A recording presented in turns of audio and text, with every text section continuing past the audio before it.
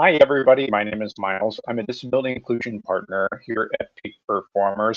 Welcome to the first Disability Weekly, which is part of an ongoing series where I seek to have exploratory, interesting conversations with different people about disabilities and the topics and issues that affect us. I'm so excited to have Lisa on today. Lisa Blanton is a person that I met at a Disrupt HR event about a year ago. And she was there to kind of talk about her own experience living with the disability, and she brought her service dog onto the stage.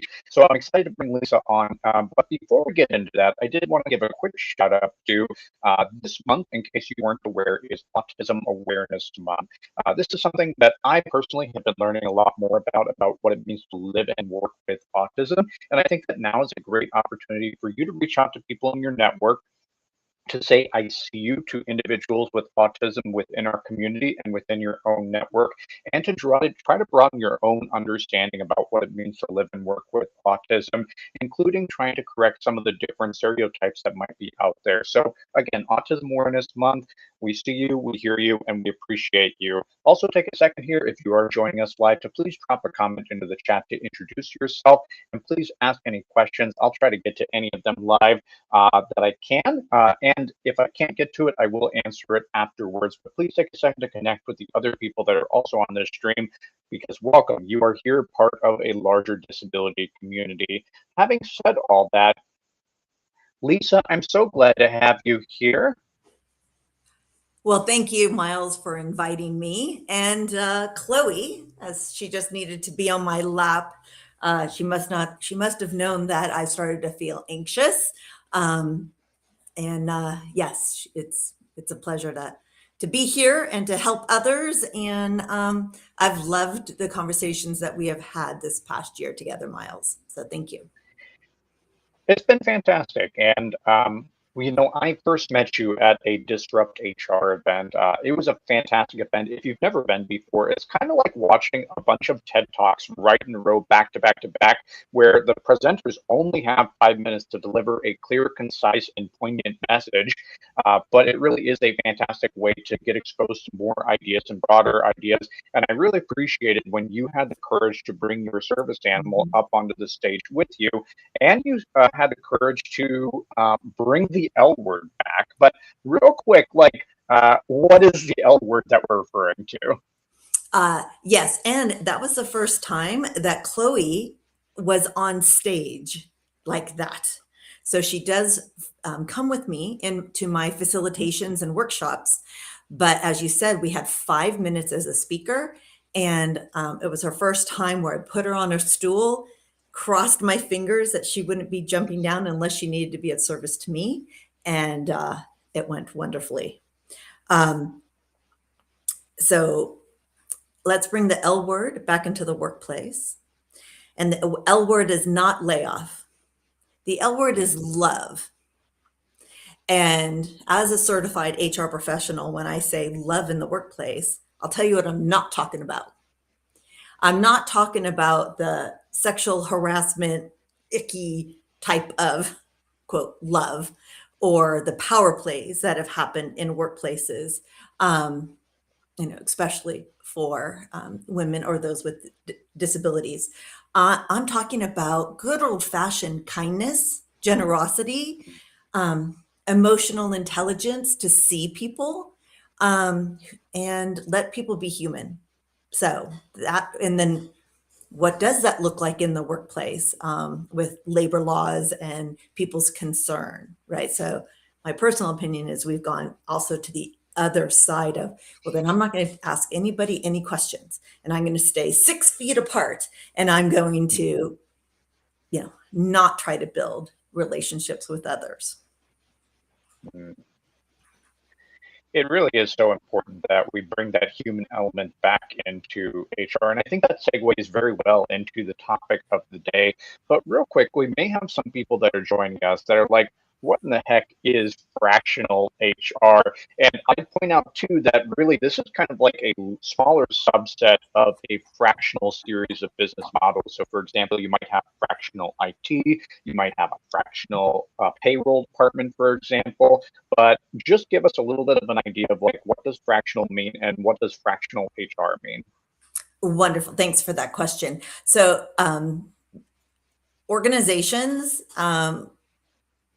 can hire an individual or a firm to provide both strategic and tactical services in, like you said, IT, finance, HR, operations, marketing, and to do that either permanently or over a shorter period of time as they're building and growing their organization.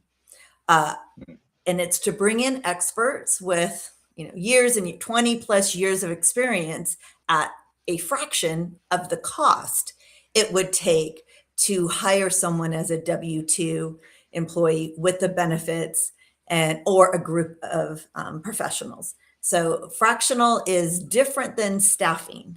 So a staffing, like hire a part-time or full-time temporary employee, that is one individual, and the company then tells them what to do. That's my definition. If you're going to hire someone temporarily, quote, fractional, but the company takes the lead. Thank you for coming in the door. These are the tasks I need you to do.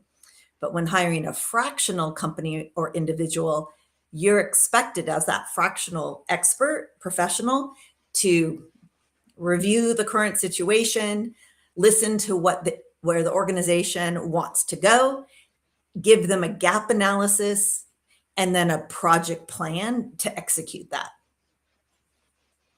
Thank you. I appreciate that. And I guess that the next question that would jump to my mind almost immediately is what I sometimes have observed, especially when it comes to interactions with people with disabilities, is that the further the way that you get from the source, the sometimes the more that it might get lost, like that human element. And I like to remind employers that every time somebody comes to you with an accommodation request, they are risking their career to come to you. They are taking a great professional risk, and most people are much more likely to switch jobs than they are even to request an accommodation. And I think that so often, sometimes when process gets involved, as well intentioned as it may be, sometimes we lose track of the human, and especially if this gets bounced to multiple people that are not looking at that person every day. They're not seeing the struggles that they're going through. Sometimes the need for immediacy, but also the need for compassion might get lost somewhere. So this kind of goes back to when you have a fractional element that is outside of your organization, how can you maintain that human element? Yeah. All of that is true, Miles. And as a fractional professional, whether in human resources or marketing or so, the obstacles include not having daily visibility, not having opportunities to have the informal relationship building opportunities, whether it's on site, virtually, or a hybrid structure. Those are all existing. And then the third component that I was thinking about that's a real challenge for fractional professionals is, ultimately we don't have the authority to direct anyone to do anything. Now, and I was thinking about that while I was preparing for this session, but the truth is no one in a workplace can tell other humans what to do. You can influence them. You can say, well, if you don't do this, you lose your job. But as human beings, we all have free choice. And so what you said is many people won't ask for an accommodation, and instead it's because they're risking their career, instead that they'll go and change jobs. So I'm just acknowledging as a fractional professional in organizations, those are true obstacles. Now, how do you overcome it? Well, one is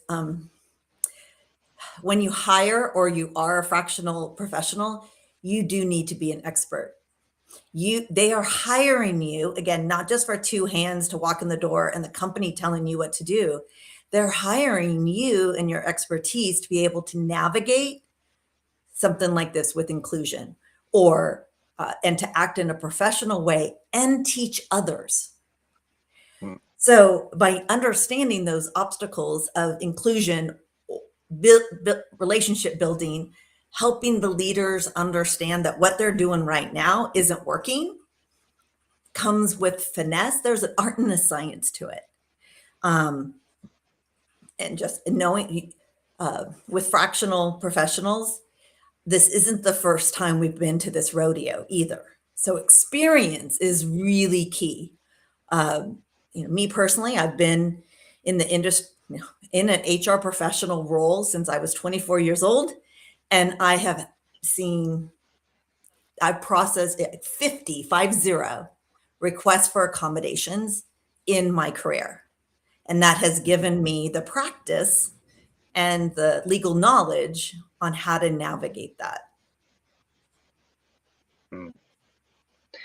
It's such an important call out that you have, because there are many people right now that may be considering going through an accommodations process, but they don't really know how. And what I've observed, especially if people don't, quote, consider themselves disabled, or Mhm. if people develop a disability later in life, they may not be aware of what the process even looks like to go about requesting an accommodation.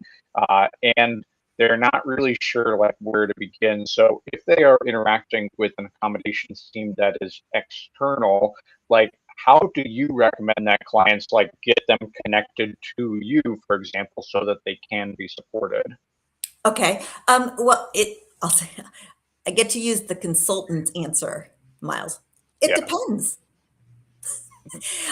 It depends. Um, Sometimes organizations are, hiring us with, they call, what, I have a situation. So here's one way. Someone calls, right? They've heard about us, seen us, they pay, hey, I don't know how to navigate. Someone just requested an accommodation, and I've never done that before. I'm a small team of Mm. 10 people.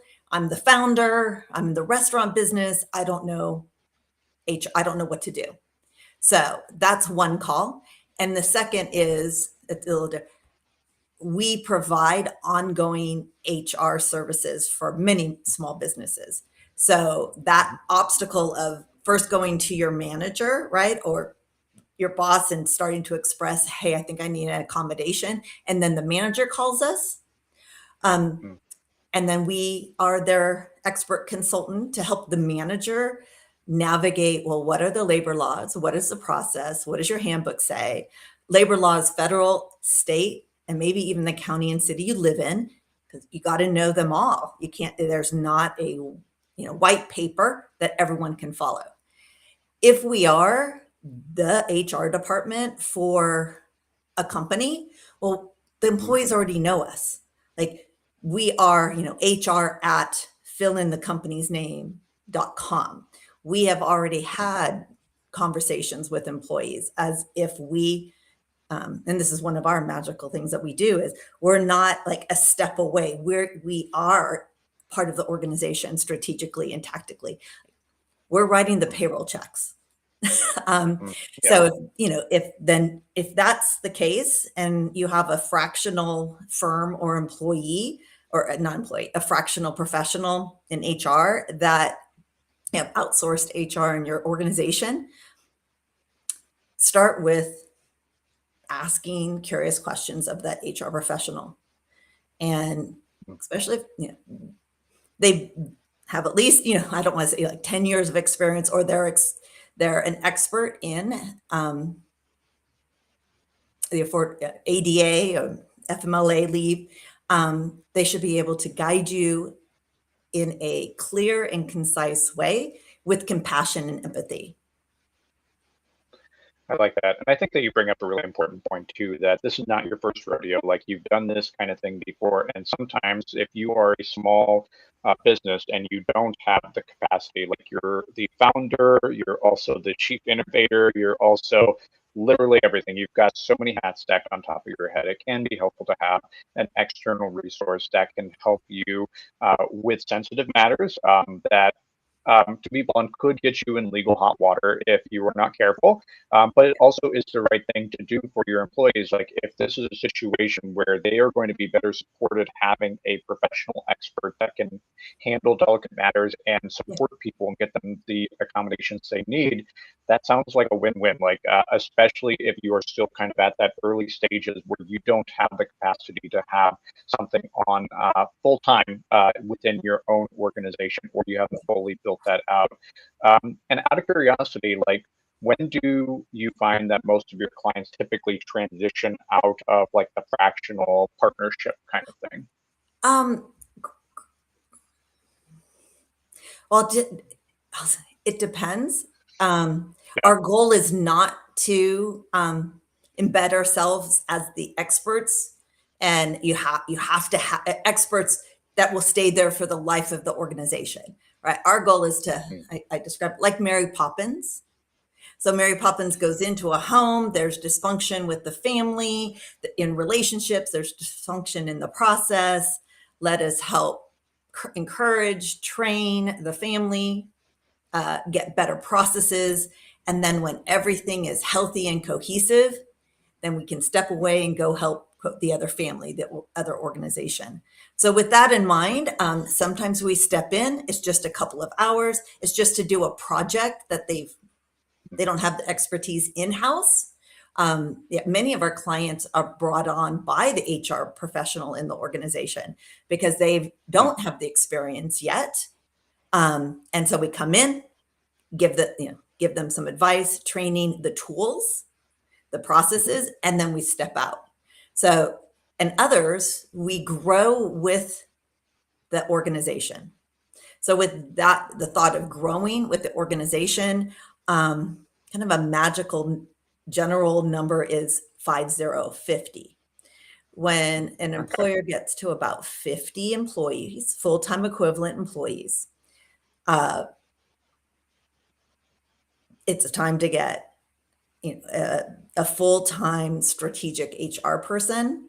And we can help find that person too, especially if we've been in the organization, we have the processes down, we've created them, we have best practices. Hey, we know the culture, then let us help you interview for your first professional HR strategist. And Miles, what we Mm, found is because of our expertise, and we've made these small businesses have, first class um, documentation and processes, and their managers are trained. Um, that HR person's like, oh my God, put a handbook together, for example, and being compliant. So they get to hit the road running with the leadership to continue the strategic projects that are in place. mm. Thank you. I appreciate that. And as we're thinking about kind of like having that expertise, this is not your first rodeo. You've dealt with many different accommodation requests before. You've dealt with many different people with different kinds of disabilities Mhm. before. And in one of my previous interviews, talking with Karen Boxer, she talks about the importance for HR to develop relationships with a variety of different industry professionals who can help advise about different kinds of things. So, who are some of your go-to resources that you do to be able to support people that have accommodation needs? Um, well, the first is a couple of labor attorneys, Mhm. because I know when to call for help. So I have my Fab Five of labor attorneys, specialists in leave, specialists in accommodations. Um, and we're very clear with our clients and the employees. Hey, we're not an attorney. And this is now highly recommend we bring one in. Um, Mhm. the other is to keep on top of the changing times as workplace laws, best practices change often. And again, also not just federally, but every state, international. You, we are, and I say we because I have a team. There are 6 Mm. full-time employees at my company, Austin Alliance Group, and we have 10 subcontractors as well that we bring in here and there when clients need us. And how we keep on top of all the changing rules and regulations and the people ops is by being certified as a human resource professional, either through the Society of Human Resource Management or the HRCI. Right now, off the top of my head, I can't remember what those initials are. But as you're seeking, if someone's seeking to become a fractional HR or an HR professional, lean into joining the Society of Human Resource Management. That's the National Association for Human Resource Professionals, and then getting certified. And they do have credentials through SHRM as well that are specialty in inclusion, specialty in the HR department of one. So that's how we keep our saw sharpened. Okay, I appreciate that. And we've been talking a lot about compliance. We've been talking about process and stuff, but I want to kind of bring it back to culture, which might be many of the reasons that people join this call today and the kind of answers that they're looking for. So you've worked with many different companies, especially like small and growing companies too. So you've probably seen some things done well, some things done not so well too. So from an inclusion standpoint, to help people with disabilities feel like they are welcome, included, and supported within the workforce, if you could make one wish and wave your magic wand, what do you wish that would be?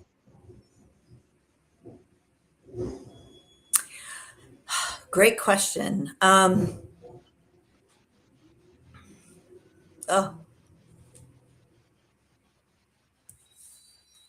y'all, you can see we have not practiced this beforehand.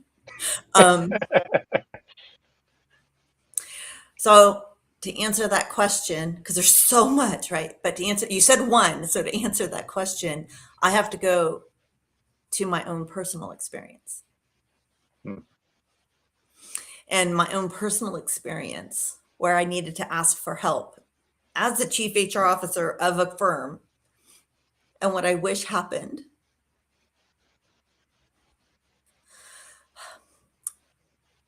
that the leaders of the firm understand the impact that their words and actions have on other people. Hmm. And that they don't just try to wing it, don't just try to, well, this is what happened with me when I asked for Bob, and so therefore I'm going to do the same thing. Sorry, because it just takes one word, one sentence, one silence to break trust. And then, Hmm. so that would be my one wish, is that managers, like people of influence, other coworkers, yeah, what happened to me was actually not my boss, but another executive in the company. And they just didn't think before they spoke. And I will Hmm. never, ever forget how they made me feel when I was trying to ask for an accommodation. And so that was my one wish, is the power Yeah. of the pause and emotional intelligence, please. And did you get the accommodation, or like what was that process like for you personally? Um, so initially I got the accommodation from my direct boss. But a week later, when a phone call happened from this other executive who shamed me about getting that, it was my first day of my last day. Hmm. And, it took me some time, but it was that conversation with that executive was the first day of my last day. I still worked there for a little bit, but I did not have a backup plan. Like, this was the company I was going to retire from. Hmm. And really unfortunate, but it just takes one moment. So I kind of got the accommodation, but then got shamed for it, and I'm not going to stay around. And that really is such a common experience where either the accommodation is very delayed, and I often witness this cycle where somebody is just like waiting and they're like, well, what do I do now? Like I put the accommodation request in, do I take PTO? Like, do I take FMLA? Like, what do I do? Because I need this right now, but I don't have any visibility into the process. I don't know when it's going to actually come to fruition, too. So then that can be very frustrating for many people. And then when it finally does get delivered, there's oftentimes a stigma that's attached to it. There's so much a judgment that is attached to it as well, too. So I guess for other people that might be wanting that they need an accommodation to be able to perform their job and they're worried about that, do you have any recommendations for them and how they're able to position that to their team members so that hopefully they're not kind of on the bad end of that stick? Well, I got great news. The great news is information's out there that it wasn't there before. So prepare. Know your rights. And rights do change depending on how large your organization is.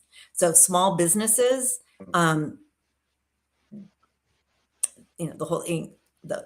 premise is reasonable accommodations. Well, what's reasonable, right? And so reasonable, if it's a small business of 6 people and there's more flexibility of, we can't accommodate that because the company will have undue hardship. That's another term, right? Undue hardship to accommodate this request.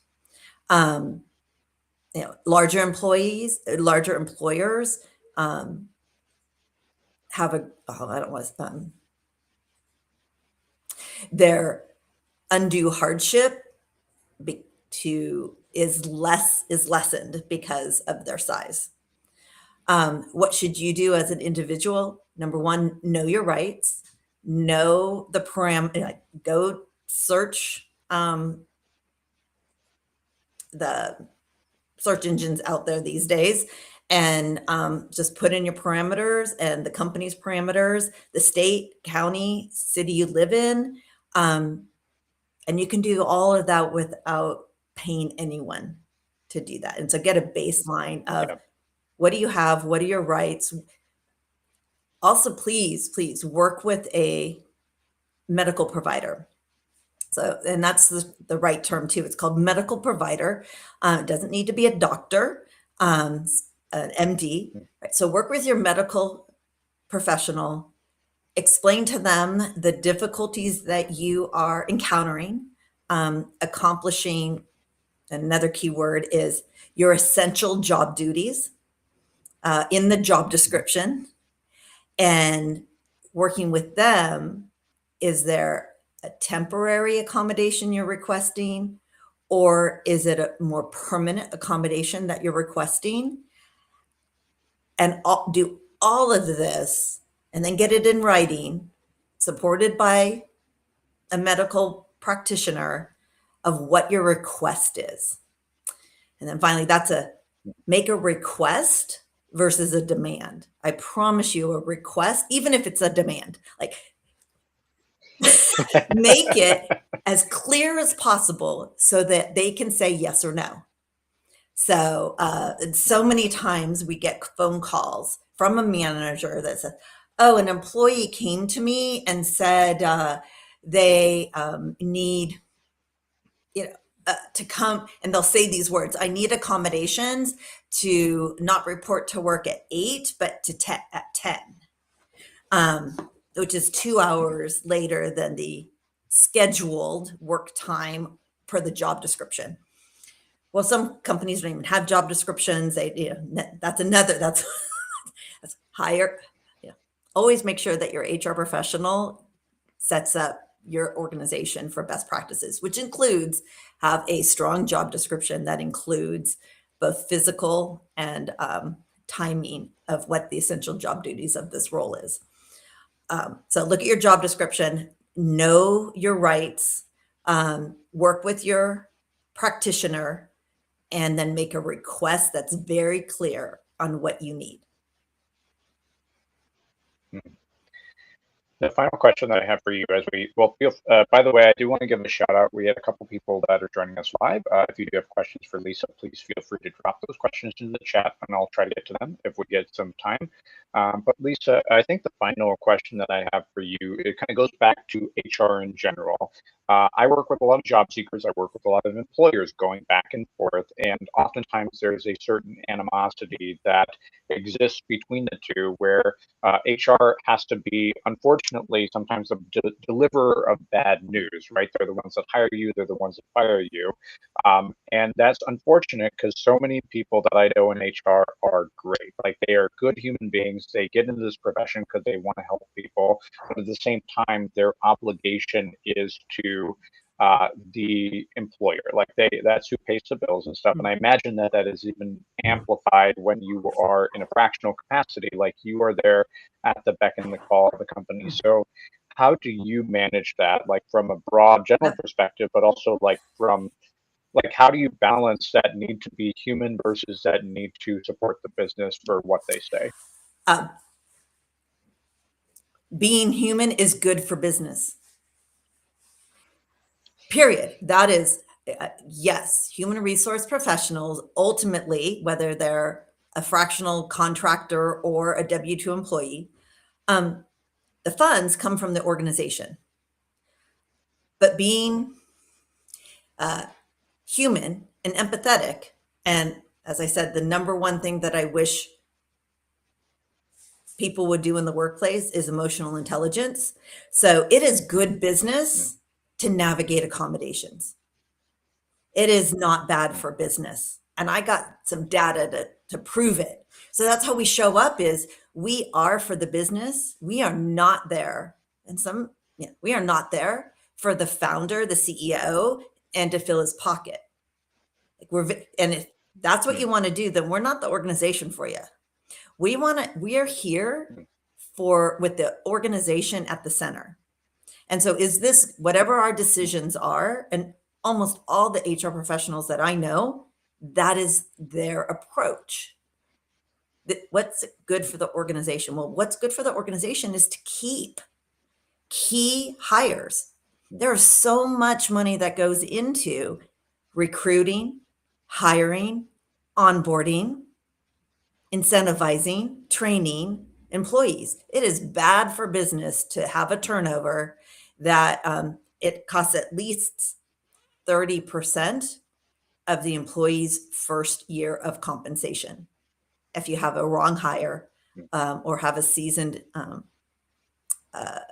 professional that knows the knowledge, just give you a 2 weeks notice, or just don't show up the next day because you all were, well, I was going to say an A word, but I'm not going to say it.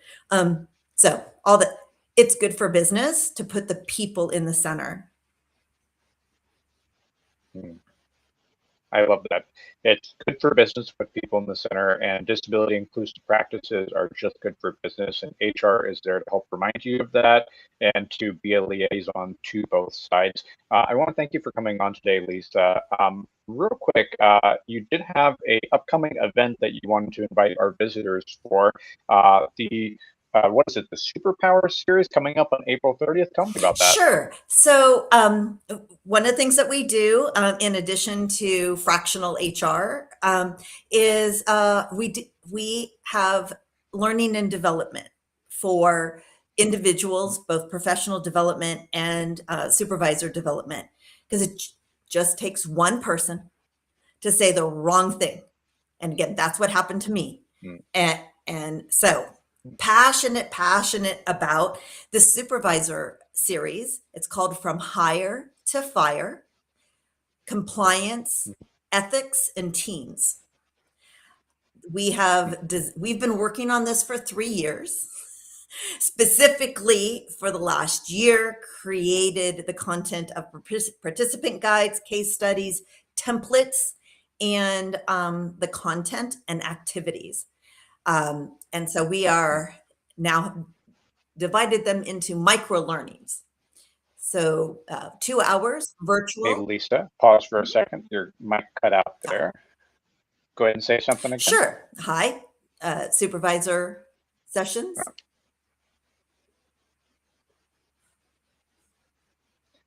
Sorry, everybody. We're getting a little bit of trouble with Lisa's feed here. Ah. Lisa, go ahead and try Okay, again. I hear and see you fine.